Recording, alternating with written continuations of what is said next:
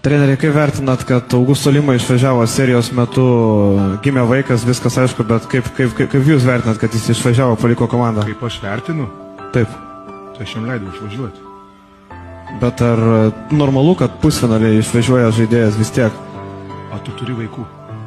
Tai kaip turėsi vaikų, jaunuolį suprasi. Nes čia yra maksimumas, ką žmogus gali patirti. Vau, geras klausimas tikrai.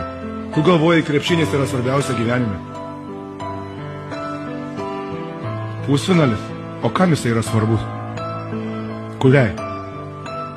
Tu matei tiek žiūrovų. Svarbu? Ar žmogui, tai tu kaip vaiką pirmą savo pamatysi, tai tu suprasi, kas yra gyvenime svarbiausia. Ateik su manim pašnekėti tada. Nes nieko negali būti didingesnio pasaulyje kaip vaiko gimimas. Patikėk manim. Nei titulai, nei niekas. Augusto Lima yra dabar padangėse ant emocijų. Aš labai džiaugiuosi už jį.